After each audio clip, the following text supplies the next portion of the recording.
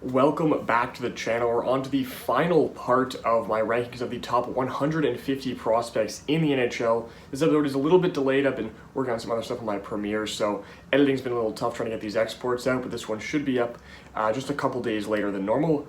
But it's finally here. We got the top 25 prospects in the NHL. Getting to some good ones. A couple guys on here where I'm very high on them. Maybe there's some unpopular opinions. We'll see. But this is where we get into the real best of the best prospects, some of the best guys in the league. We'll start us off at number 25 with Kulich of the Buffalo Sabres. I'm a big fan of Kulich's power forward game. He plays such a good role at both ends of the ice. He's such a well-rounded player. And I've really loved what I've seen from him over these past few years. He's developed so well since being drafted. He was drafted at the back end of the first round. He slipped pretty far in that 2022 draft, all the way to the 28th overall pick. But he has been really good since coming over to the AHL, playing for Rochester. Last year he had 46 points in 62 games. This year only had 45 points, but also was better plus minus, played less games. So overall, a solid developmental season. Did end up getting one NHL game, but it was just a one-game call-up for injury purposes. And the other thing that's been a major step for him is he has been lights out at the World Juniors year in, year out. I mean, even in his draft year, he had 8 points in 7 games as a draft-eligible player. That was an amazing year for him. And the next year, 9 points in 7 games was a plus 10 when he was on the ice. And this past season, 12 points in 7 games. He just is lights out. He's been absolutely amazing at these tournaments. He's been absolutely developing amazingly for Buffalo. They've really got a great prospect on their hand, and I think he to me, for the way they got their prospect, they got a lot of different players as we've seen. This is one of their best guys in my opinion. I think he might be the top-rated prospect in the system looking at it for me. So I think he projects as a potential future second liner if something opens up there. Maybe he can play. He'll definitely be able to play on the third line for the Sabres at worst, but I think he definitely projects as a second line kind of center, plays both ends of the ice well, very powerful, a very just good, well-rounded player. 224 we go with Ryan Leonard, the second of the BC line. I guess it's just the line they have here with Ryan Leonard. Gabe Perreault was a little earlier on. Ryan Leonard is a super skilled shooter. He's just an elite offensive threat with the puck on his stick. He's not quite as well-rounded as a Will Smith or a Gabe Perreault, but he really has a wicked shot and wicked goal-scoring ability on him. He's going to be a real great piece for this Washington team in the future. This past year, he had 60 points in 41 games for BC. An amazing year. Was really good at the World Juniors as well. Played 6 games for Team USA at the World Championships this year. Didn't put up crazy numbers, but he still got the recognition that he should be on that team. This next year he's going back to BC for one more season. Then the following year he'll definitely be up with the Washington Capitals, no doubt about that. But this is a real great player. He's been amazing at BC, and just like with Gabe Perreault, it'll be interesting to see his development this year without Will Smith on the wing, because both guys are going back, Gabe Perreault and Ryan Leonard, whereas Will Smith's heading to the NHL this coming season. So it's going to be interesting to see how they mesh, how they blend together, but I'm a big fan of his game, and I think he's been a real solid piece, because there's a lot of talk that maybe he was a bit of a reach at the 8th overall pick back in 2023, but he's done really well and taken a big step this past season to make that pick worthwhile. To 23 we go with Tij Ginla. I figured that Tij Ginla was 100% going to make it to Calgary and just end up where his dad played, but Utah took a shot on him at the 6th overall spot. I think it was maybe a little too early, but he is a really talented player, and there's a lot of skill here on Tij Ginla. The jump he took this year, it's unbelievable. It is a crazy jump, up to 84 points in 64 games. Was amazing for Canada at the U18s. Odds are he'll be one of the top players on the junior team this year. I expect him to play a big role, probably in that middle 6 range, as he isn't he won't be the oldest player. He'll just be in that middle range, but he's going to be a real big piece. The only real concern most people have with Tij is his skating's a little not quite as technically sound as you'd want it to be, but overall, besides that, he's got a really well-rounded game with not a lot of holes. Shoots the puck really well, great at moving the puck around. It's just he was given the opportunity in Kelowna they didn't have in Seattle, and he took full advantage of it, just really took a major step this year.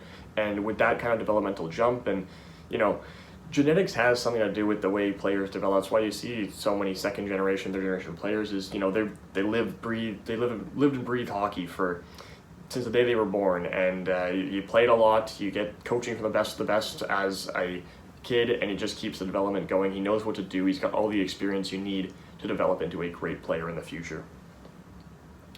At 22, we've got Anton SV, a player who I thought was going to go much higher. I wasn't as high on him as I expected him to, where I expected him to go.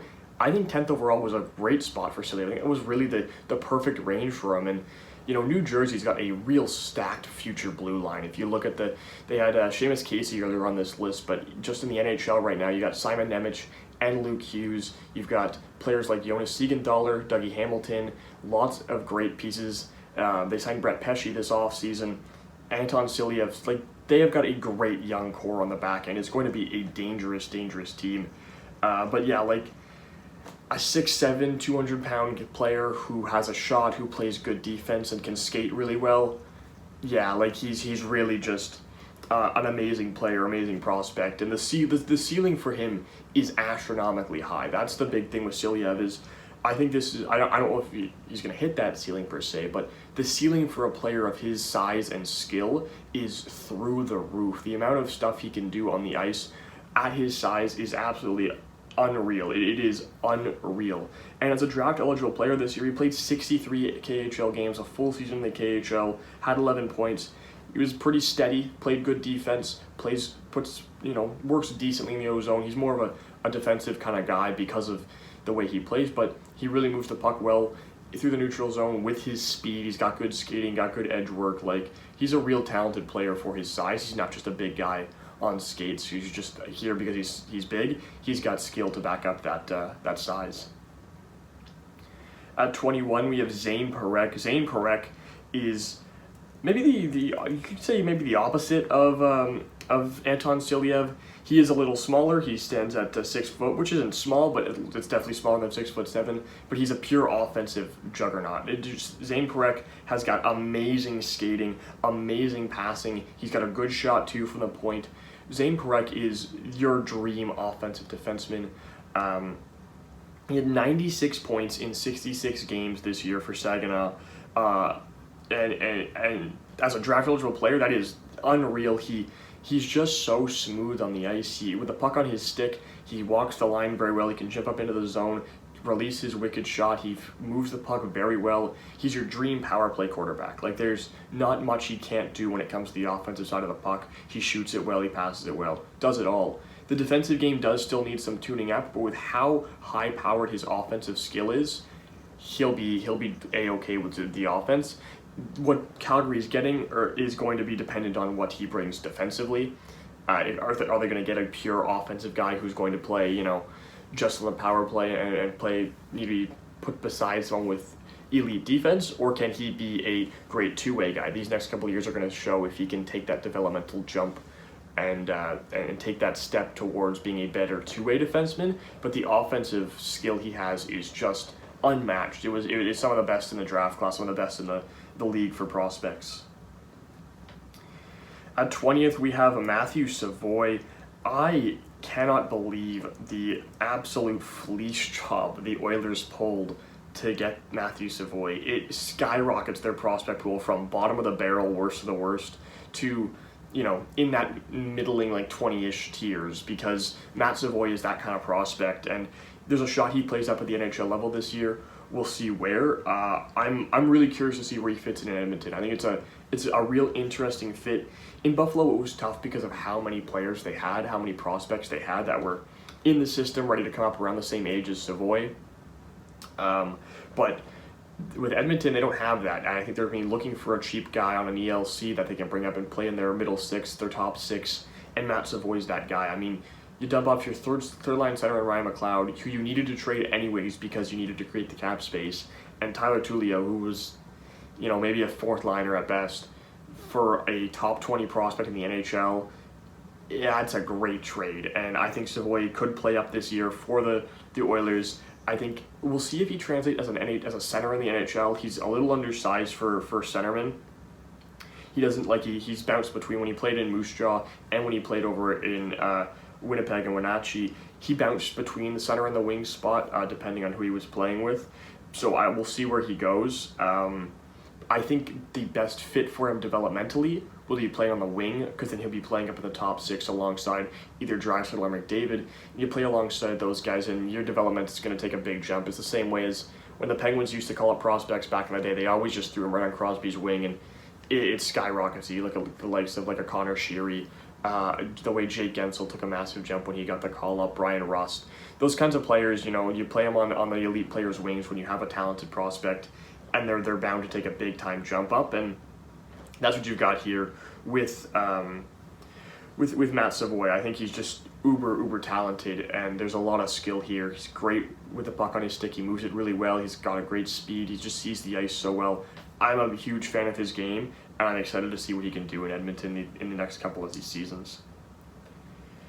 At 19, we have Berkeley Katton, a player who put up unreal numbers in Spokane this year. Like, it's crazy when you would see the comparisons to who else has put up these numbers in WHL or CHL history, and you're throwing out the names of like Crosby, McDavid, Bedard, Katton. Like, 116 points in 68 games. He was nearly 2 points per game. He is amazing with the puck on his stick. You do not want to give him any open space. He'll burn you down the middle.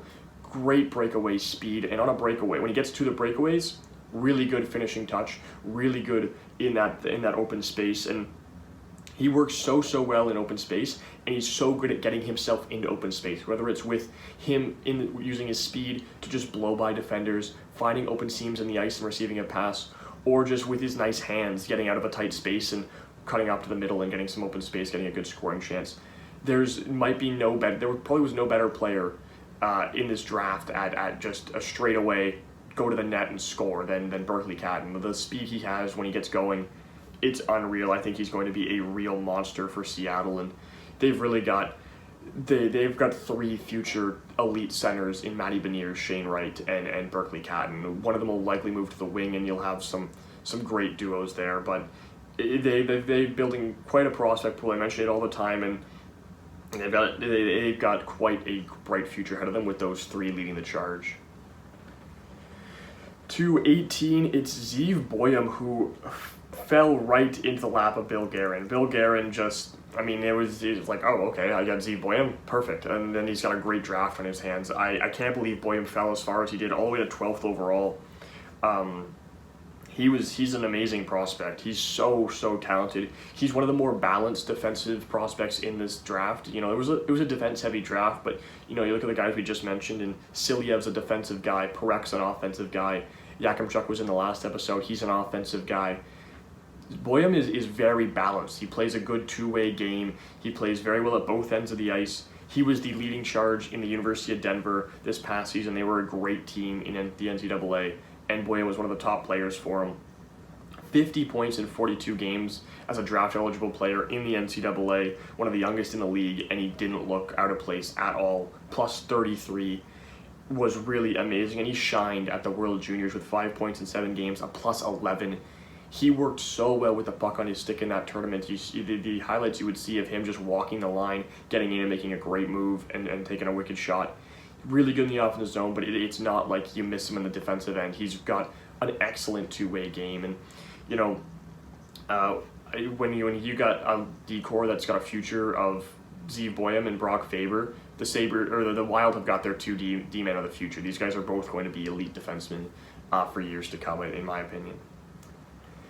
At number 17, it's another defenseman in David Reinbacher. Reinbacher's really tough. It was an interesting pick. The Habs were in talks about Matvei Michkov last year at the draft, and then they didn't end up taking him. Something obviously they didn't trust the information they got. They didn't trust that he was going to be able to play for them. They were taking the safe pick in Reinbacher, and Reinbacher's solid. He had a bit of a down year this year, playing over in Switzerland. It wasn't quite his best season. It was, the year before, 22 points in 46 games. This year he had 11 points in 35 games.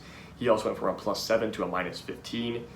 He did play solid when he got over to the AHL. He played 11 games for Laval and 5 points with a +6. So that was a real promising end of the year for him. He's going to be playing the whole season this year, in Laval. We'll see if he can bounce back to what we saw his draft year. Because if he can't bounce back, he's probably going to slip a little bit more down this list. But overall, I wouldn't get too worried. I wouldn't totally sell all your stock in David Reinbacher. I think he's still going to be an amazing defenseman in the future for the Habs. They still have a great player. He was still a top-tier player in that draft for a reason. So I would have faith that Reinbacher is going to bounce back this coming season. You're going to get a elite defenseman in the future.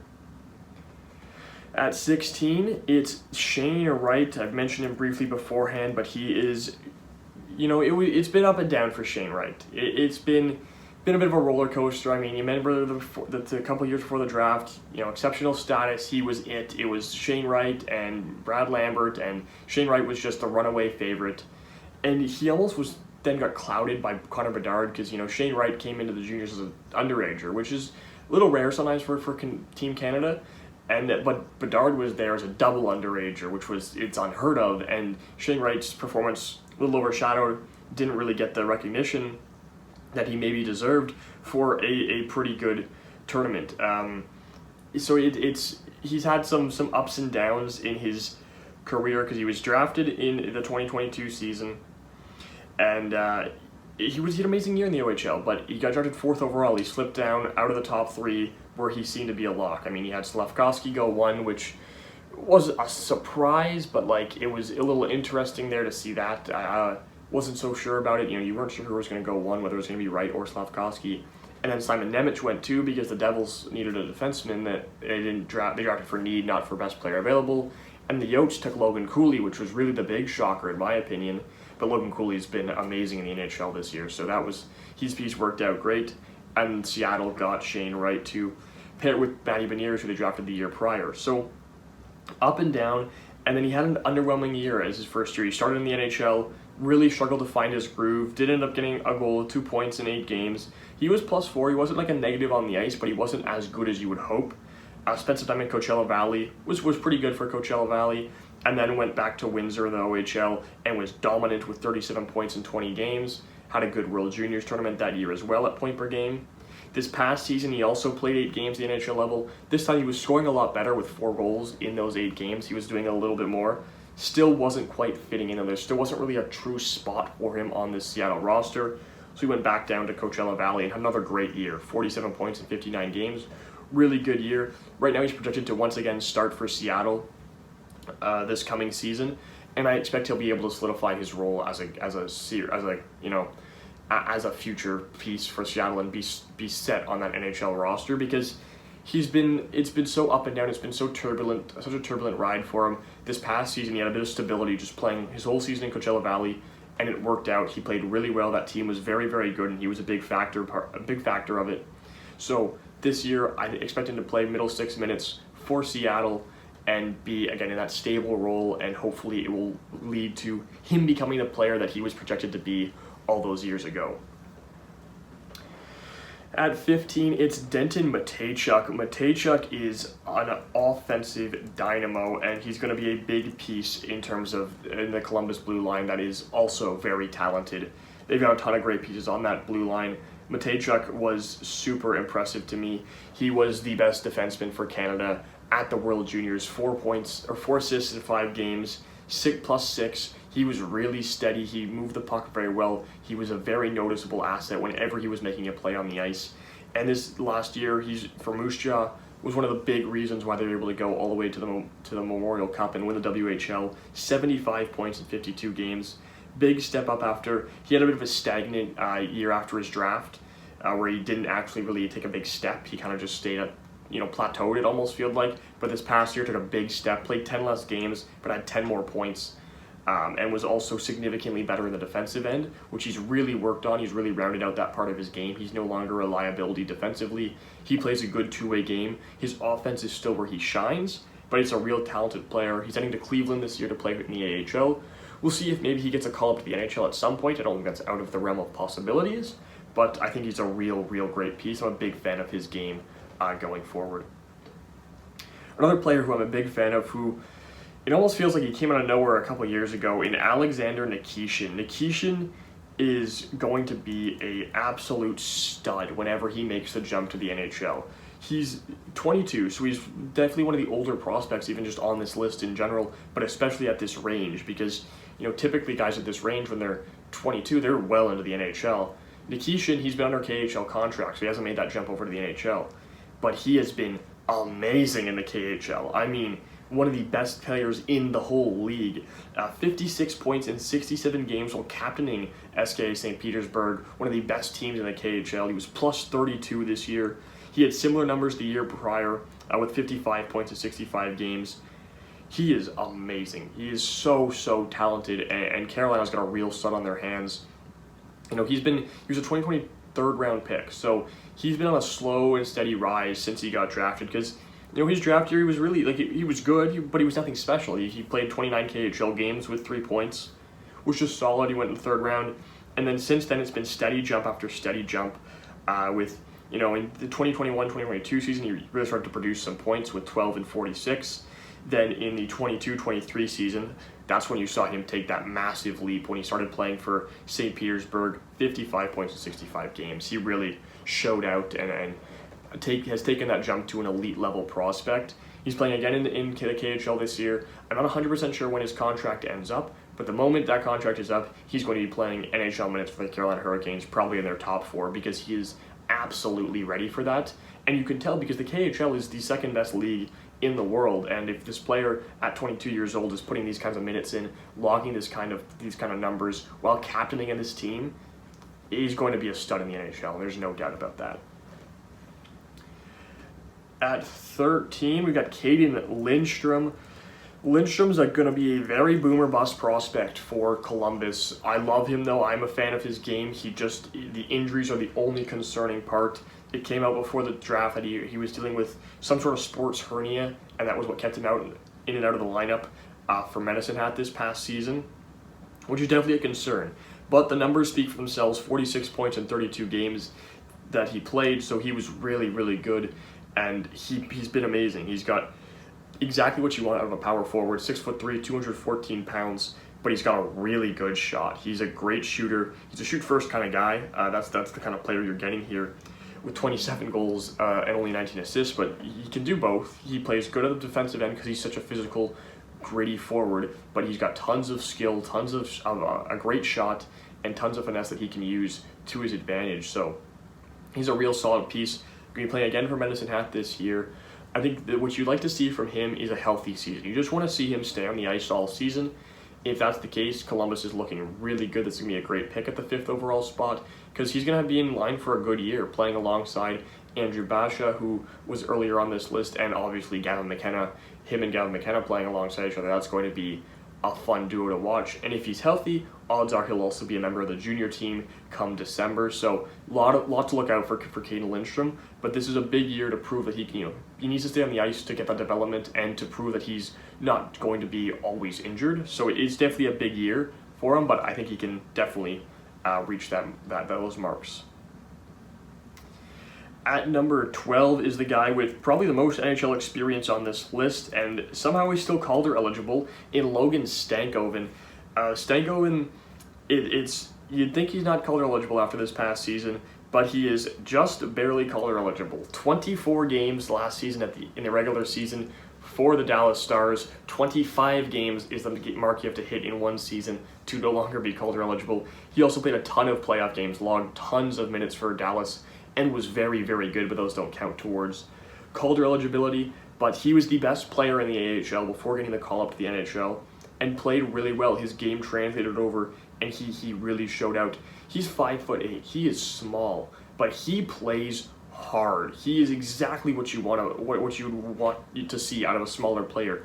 He plays 3 feet bigger. He just plays like he's 6'3". He's amazing. He goes in the corner, gets the puck. He'll win puck battles in the corner against guys who are 5'6" inches taller than him. It does not matter to Logan Stankoven. He is an absolute workhorse. You just light a fire under him and watch him go. It is amazing. He plays with good speed, good energy, physical, great shot, good puck mover, really an all-around great player. He's likely going to be filling the role that Joe Pavelski left after he retired. That'll be the role he sort of fills, playing on maybe that third line, maybe bumped up and down onto the second and first line. Definitely one of the Calder favorites this next season for Dallas, because he's going to have a great role. And he also can play that similar style that you see out of Joe Pavelski. He's really got good hand-eye in front of that. He's really good at deflecting pucks.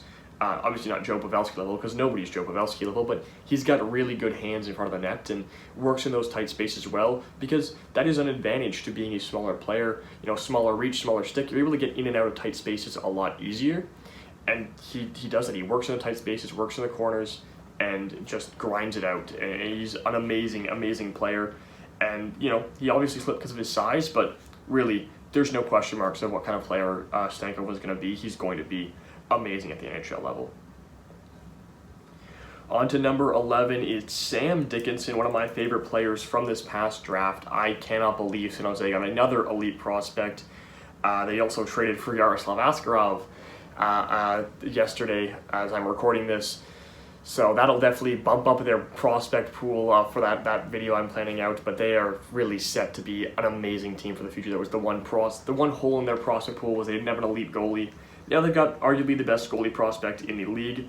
But back to Sam Dickinson. I think Sam Dickinson, similarly to Zack Boam, as I talked about before, very well-rounded. I think his defensive game isn't quite as strong as Zack Boam, but his offensive game is definitely better than a guy like Boam. He really does play really good in the offensive zone. He's been a great power play quarterback working with London. Really good shot. He works really well from the point. And again, he also works well in the defensive end. There were some question marks around his game. He didn't quite take a lot of jumps that people expected him to take. He wasn't quite as good with the puck in his own end as people were hoping, but I'm still a big fan of him. I think that's a kink that he can definitely work out this next season back in London. I'm not too overly worried. I think he's going to be an amazing player. Again, I mentioned his defensive game not quite as good as Zack Boam, but it is still a really good game. He still plays a really good two-way game. He had 70 points in 68 games. He was a plus 56 this season. Yes, that's partially due to the fact that he was playing on one of the most dominant OHL teams ever. Like that London Knights team was dominant. So, when you're winning constantly by these egregious scores, it does help the plus minus. It inflates a little bit. But it still sends the right message that he is not allowing a lot in his own end. He does a lot of good work in his own end and also scores plenty of goals and gets plenty of assists back at the other side.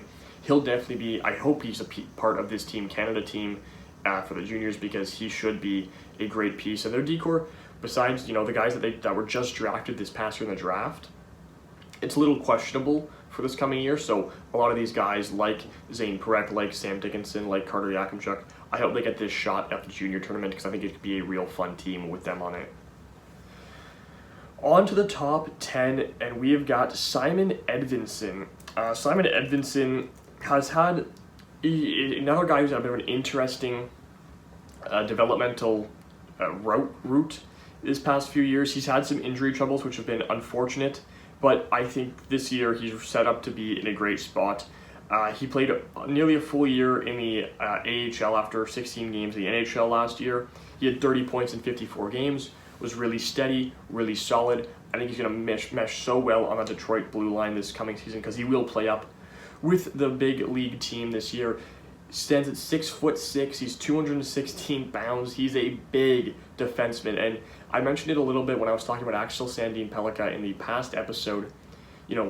Edinson, Seider, and Sandin Pellikka, it's a trio that is really perfect. Seider's not the biggest as, Simon Edinson is. He's not a 6'6" kind of guy, but he plays like it. He's a real physical, dominant threat who also plays good offense. Sandin Pellikka's a real offensive juggernaut who just really good with the puck on his stick, really good skater. Edvinson's a really good defensive-minded player. He'll pair very well with a Sandin Pellikka to help insulate him a little bit on the defensive end, but he also works very well on the offensive side of things. So it's going to be a real great duo, whether he plays with Seider or whether he plays with Sandin Pellikka. I think Edvinson's going to slot in so well in the future for that Red Wings blue line, and I'm really excited to see what he does this coming season after a solid, fully healthy year for him this past year. To number 9 is another defenseman from the 2021 class in Brent Clark. Brent Clark, I think, he's had a bit of a struggle he's had a similar route to Shane Wright, where he was really highly touted heading into the draft, but that draft was very open-ended heading into it. There was a lot, heading into the final stretch, there was a lot that needed to be sorted out. Clark ended up slipping down a little bit. And he's had a couple stints in the NHL, similarly to Shane Wright, but he really hasn't been able to find that role. Part of that has been because LA's always had a really good decor. But LA lost a couple of pieces this offseason, the biggest one being Matt Roy. And I think that, Brent Clark's going to come in and fill. He's not going to play like Matt Roy. Matt Roy is a defensive guy, but he's going to be able to fill that roster spot and play top 4 minutes for them this year, which will be really huge for his development to finally be able to take that step. Maybe he'll get some power play time, which is where he will thrive, because Brent Clark is an offensive dynamo. He is an offensive defenseman. Again, the defense is definitely why he couldn't make his stay at the NHL level the past couple seasons, because LA prides themselves on their defensive side of things, and they had some better defensemen in the system. This year they don't. It should be Brent Clark. He should get a full year of NHL action because he is ready for that. He's super good offensively. That's his game. He's a really great offensive player. He had 46 points in 50 AHL games this past year. That's really good numbers for a younger defenseman in the AHL. So really good stuff for him there. The previous year, he played 31 games in the OHL. He had 61 points. He obviously was just a step above that level playing there into the 22-23 season. But yeah, the offense is unreal, unmatched, some of the best. I think he might be the best offensive defenseman, second best offensive defenseman prospect in the league. But yeah, his offense is really, really solid. He's going to be playing up at the NHL level this year, and he should get a full work of an NHL season, and it should really help him take that next jump in his game, and hopefully playing alongside some of the names that you have in LA. There's a lot of good defensive guys there. Pairing Brent Clark with some of those guys, like maybe a Vlad Gavrikov, maybe he plays up with Drew Doughty, a couple other guys there, that would be really helpful for him to help hone in his defensive skills, but also not get burnt so much if he jumps up too far offensively. At number 8, we have the 2024 second overall pick in Artem Levshunov.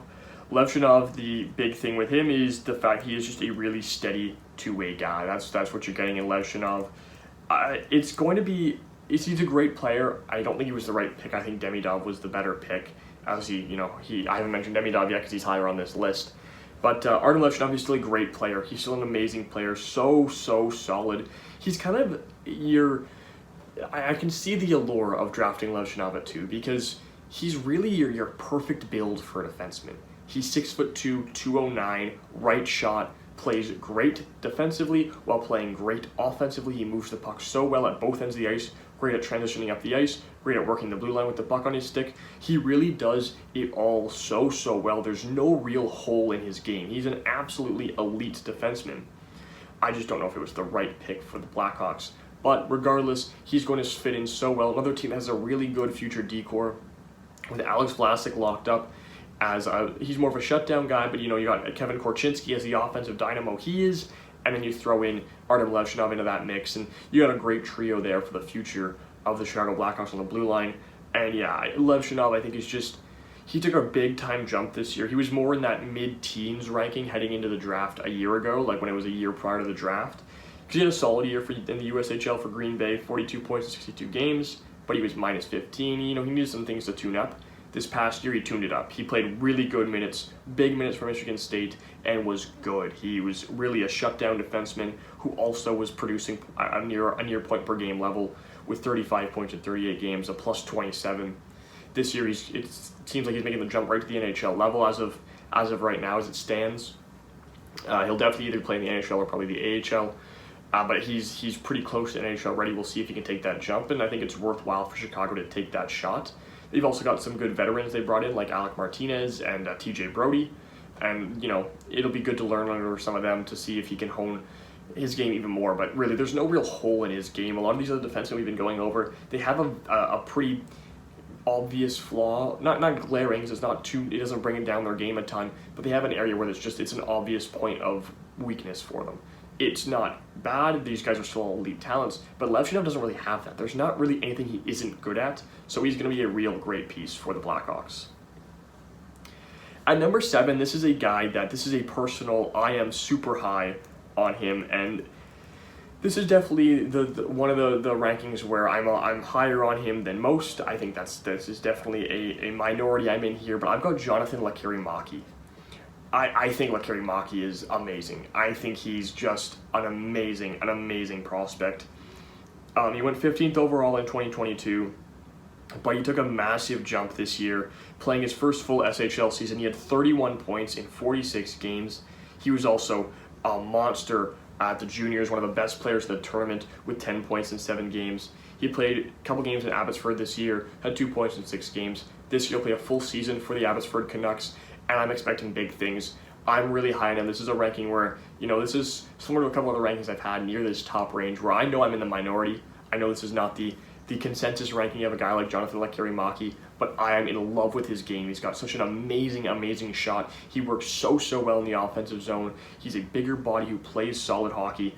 No matter what, he's always just, he plays physical style. He gets the puck in the dirty areas. He shoots the puck so well. Really just, his work in the offensive zone is near perfect. The defensive game isn't exactly ideal, but he's a shoot first winger, so you're not going to bringing him up for his defensive skill. You're bringing him up for him being stuck in the circle, power play time. Just you get him open space, he's gonna whip that shot, and it is a wicked shot. I'm in love with Lekkerimäki, and I was really looking into him heavily during the trade deadline season because he was definitely involved in a lot of rumors. And it was partially because, the Canucks were in on almost everybody. They were big on Jake Guentzel, and there was a potential rumor there that maybe he could be going back. That would have been, as a Penguin fan, I would have loved that. Obviously, it never ended up coming to be, but I really do think Lekkerimäki is an amazing prospect. Maybe this is bullish of me. Maybe I'm too high on Lekkerimäki. Let me know your thoughts on it down below. I want to see if there's other people who share this sentiment of how good Lekkerimäki is, but I love him here at the seventh best prospect. At number 6, we've got Cutter Gauthier, who has been, he's been kind of a big topic of conversation over the past year with his whole, he didn't want to sign, he wanted to join Philly at the end of the year, and then Philly didn't have a spot for him, Philly wasn't willing to call him up at the end of the season, and then he, kind of ghosted them, apparently was the report, and then requested a trade out and got sent over to Anaheim in the ensuing season for Jamie Drysdale. And I think that this is unfortunate for Philly because I was really, as a Penguins fan, I was scared for the Cutter Gauthier and Matt Demidov duo of the future. That was going to be dangerous. So it's unfortunate for Philly, but for Anaheim, you look into another great center. I mean, I think Zegras with this is definitely a winger. He is not going to be a center long term for the Ducks. Cutter Gauthier, Mason McTavish, and Leo Carlsson, 3 amazing players. And they all do different things well. Leo Carlson's that well-rounded, he's a real good puck mover. He's got a good scoring touch too, but he's a facilitator. Mason McTavish is that power forward. He's gonna grind you out. He's just gonna work you till you drop. Like, he is such a great power forward. Similarly to Cutter Gauthier, but Cutter Gauthier's got a little more skill and finesse on his end. He also plays that power forward build, 6'2". He's really powerful on his skates. He really works hard in the corners, but he's got more skill to his game, and he's got a wicked shot. And that's partially because he's a bigger player. He puts that power behind that shot. It really shows. And he's part of the reason BC was so good this past year. He had 65 points in 41 games, nearly a goal per game with 38 and 41. So he has just got an elite scoring touch. He's going to be playing full-time in the NHL this year. He played 1 game last year. He got an assist in it. He also played for the junior team, and this is when all those reports were coming out, because he was a big topic of conversation, because he was arguably the best player in the juniors with 12 points in 7 games for Team USA. He was amazing in that tournament. And it showed another side of him because he had 10 assists in that tournament. So he was really doing it all for Team USA. And this year, going to be playing for Anaheim. It's going to be real exciting. They're going to be a real fun team to watch this year with a lot of great young talent. And Cutter Gauthier is an amazing prospect for their future of the Anaheim Ducks. To the top 5 we go, and it's very heavily occupied by 2 different teams here. We'll start with the first one, who's got back-to-back prospects. The first one being Ivan Demidov. The Habs were being a little clowned for their mistake on passing on Michkov, especially when he signed and decided to come over to the USA for the Philadelphia Flyers and left the KHL. Didn't make that mistake this year. They ensured they got Demidov after he slipped to them, and I can't blame him. Demidov is amazing, and these past couple days there's been some highlights coming out of Demidov and his work in the KHL preseason. It has been, they're gross. It is disgusting. He is such a talented player, and he doesn't have as much of the concerns that Michkov had. He doesn't have the character concerns, that's one thing for sure. Obviously, there's still that Russian factor that was in play on, if he'll come over for certain teams, but he wasn't as blatant about it as Michkov was. Michkov was coming out and saying, I'm not coming out to you, I'm not playing for you, I'm not playing for you. And he also had the character concerns, which were a bit of a thing for him, which is why he slipped. Demidov, it was just purely, I think, a bit of a Russian factor. They didn't want to take the chance that he wouldn't come over, but he's going to be coming over sooner rather than later. I think he'll play this year for St. Petersburg, and I think he'll likely be a guy who comes over. But his MHL numbers are some of the best ever for a draft-eligible player at 60 points in 30 games, 2 points per game. Hopefully he gets a full KHL run this year for St. Petersburg to really show off what he can do, because he's such an uber talented player, does it all so well. He can be your sniper off the wing, but he also moves the puck so well. That's something that Michkov doesn't have. Michkov has got one of the best shots ever for a prospect. He's got a wicked one-timer. Demidov has a wicked shot too, not quite on that level, but he also moves the puck so well. He's a really good skater, got real good speed. He's a real well-rounded prospect with really no flaws offensively. He's just going to be an absolute stud, and Montreal is building quite a good pool of players with, when you got some wicked combinations you can put Demidov with. I think, a line of Demidov, Suzuki, Slavkovsky would be disgusting. That would be just absolutely gross. And there's so many other things you can do with that forward core, but Demidov is going to be an elite first-line piece for the Habs in the coming years once he makes that jump over to the NHL. And then I mentioned there was another Habs prospect at number 4, and that is Lane Hutson. Lane Hutson has just been all uphill since he was drafted. There has been, drafted as a second-round guy, a late second-rounder, 62nd overall, and since then he has just been on a mission to prove everyone wrong, and he has done that. He is an offensive machine. Might not be a better skater in anyone's prospect pool than Lane Hutson. Lane Hutson, he's so smooth with the puck. On the blue line, working into the zone, his edge work is some of the best I've ever seen, and he's got a great shot. He passes the puck so well. He sees the ice on the blue line like nobody's business, works well from his own end in terms of creating breakouts and creating transitional plays. Because he's got great speed, he works great with his edges, and again, he's got a great eye for great passes. Really just your dream offensive defenseman. Little undersized, but it does not matter with the way he plays. He doesn't need to be physical because nobody can touch him. Nobody can catch him. He can just skate around him. He skates circles around people. He was amazing for BU this year with 49 points in 38 games. Another player who was great for Team USA with 6 assists in 7 games. And this year he's going to get the full-time jump to the NHL action. He played 2 NHL games and had 2 assists last year. This year he'll get a full season of NHL work, and he should be an amazing player. The defense is definitely, something you're gonna be missing a little bit with Lane Hutson at times. He isn't the best defensively, but he makes up for it with elite speed, elite skating, elite offense. Just really such an elite offensive defenseman. And the defense has been an improvement. He has taken steps in that area of his game, and I think part of it is it's easier to, when you make a blunder that in the offensive zone and it beats you the other way. When you can catch almost anybody on the ice, you can make that work. You can make up for defensive lapses when you can skate that fast and turn that quick on a dime. So I think there's, that's the big question mark for Lane Hutson, but I think it won't matter. I think at the end of the day, he's going to be an elite player in the near future.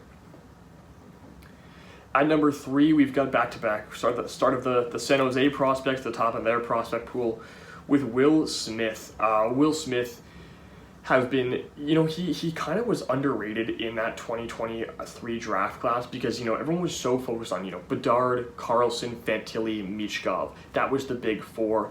But this draft class was stacked because Will Smith is an elite talent who could be, who could have been a top 3, top 2 pick in a lot of other draft classes.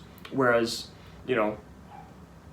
he went 4th overall that year, and he was probably the 5th best prospect because Michkov had other things going against him. But Will Smith is an amazing talent. He's so good. He's going to be so good at playing for the Sharks this year. That 1-2 punch they formed with Celebrini and Will Smith, it's going to be so dangerous. The Sharks, you give it 3 to 4 years for their prospects to fully develop and fully bloom into the elite players they can be.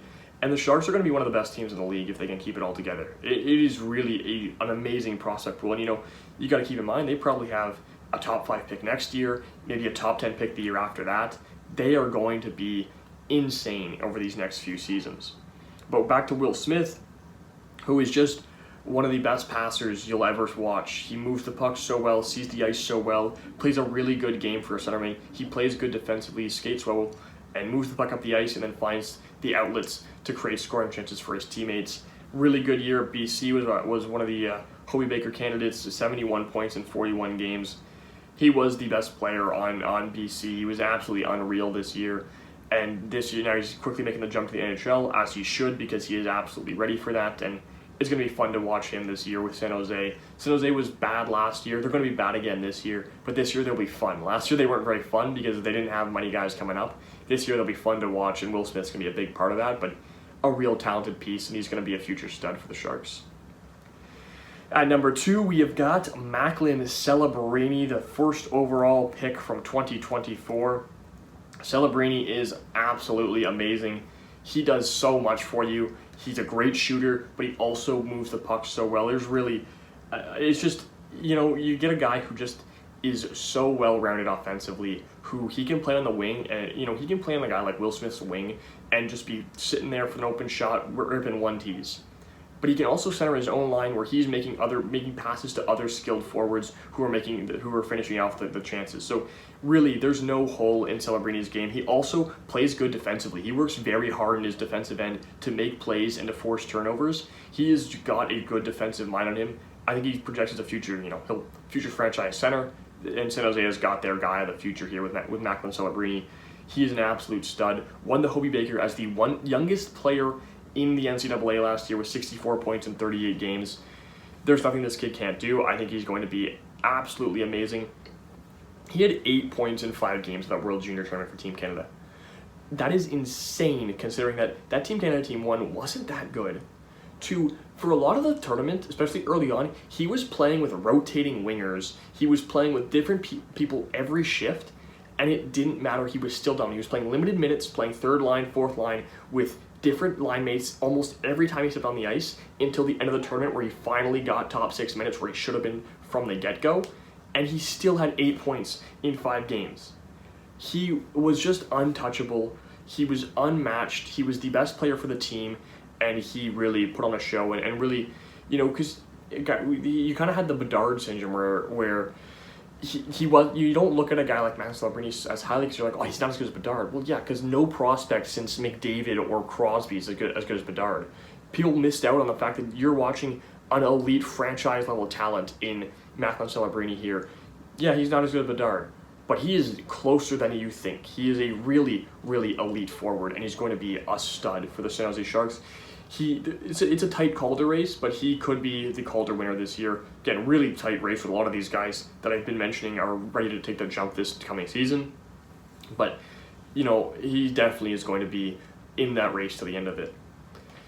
And at number 1, that leaves the obvious last player to talk about in Matvei Michkov. I mean, I think it's so tough to, Michkov is he's had so many different issues with his development. There was a lot of political issues he had back in Russia in the KHL in terms of getting playing minutes, getting playing time with the teams he was on, and that kind of hurt him a little bit.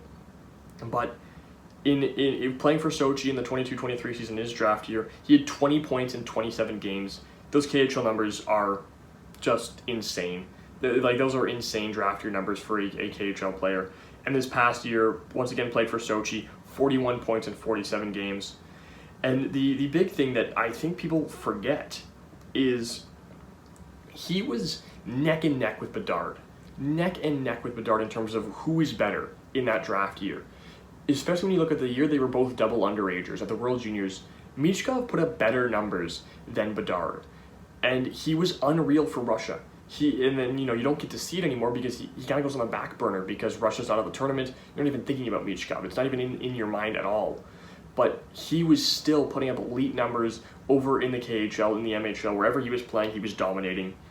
And it shows. I mean, his shot is unreal. Just from the circles, rips it like nobody's business. Just a wicked 1-2. He's got great hands. He's just so good in the offensive zone. He's the Calder favorite for a reason. He's going to be amazing playing on the top line for Philly this year.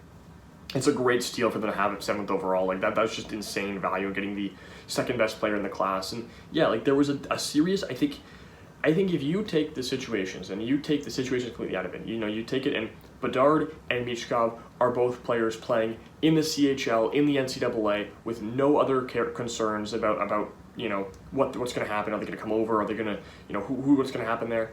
And it is a neck and neck who's going to be first overall. That's the situation you would have been in if Michkov wasn't playing over in the KHL, where he struggled to get minutes with the conflicting with the coaching staff and the management, and didn't get to play over the juniors, and there was concerns about character, and there was concerns about if he's going to come over to the NHL ever, what teams he going to play for. If you didn't have all of those outside concerns, you look at him as a pure hockey player who you take away nationality, all that other stuff, you're looking at a player who is neck and neck with Connor Bedard. And Connor Bedard just had an unreal rookie season. I love Connor Bedard. I think Connor Bedard was better, but I love Connor Bedard. This is not saying that Connor Bedard was not as good as people think. He is a generational talent. Michkov is too. These two are going to run this league for the next 10 years, and I'm so excited to watch it. But I think people almost slept on Michkov because he, out of sight, out of mind. And that's kind of the effect that it had on Michkov, especially when Bedard was dominating the headlines, because he was in sight. He was doing this in the CHL, close to home, and was over at all the different tournaments that you could imagine. So out of sight, out of mind. I think it kind of had an effect on Michkov in terms of the way people rated him, but he is the best prospect in the league. He is unmatched. He's going to be unreal in the future for the Philadelphia Flyers. Well, that'll do it for this whole mini-series, the last episode here of 6-part 150-1. Please be sure to go watch the previous episodes to go see where I ranked other prospects. I'm going to be trying in the next couple days to work on the goalie rankings to get my top 30 goalie prospects out there. And then we'll see if some other things I kind of want to get out. We'll see if it all gets done. But, looking at the prospect pools, who has the top tier prospect pools in the league. And then as we get closer to the start of the season, previewing the teams, the divisions, the standings, and the roster setups. And we'll see if we can get all that in. But yeah, be sure to subscribe and like this video, comment to comment your thoughts down below. But yeah, subscribe, hit the notification bell to see more of this content that I'm hoping to be pumping out over the next couple of weeks as we inch closer to the start of the NHL season. Might start sprinkling some NFL content, but if you do want more NFL content, go check out my podcasting channel with a couple of my buddies, the Hive Podcast Network. We're posting we're not quite on a schedule, but it's a couple episodes a week as of right now. We'll be posting weekly reactions to the NFL if you want to be seeing that once the season starts. So that's it for this one. Thank you for watching this. Be sure to go check out the other parts, and I'll catch you in the next one.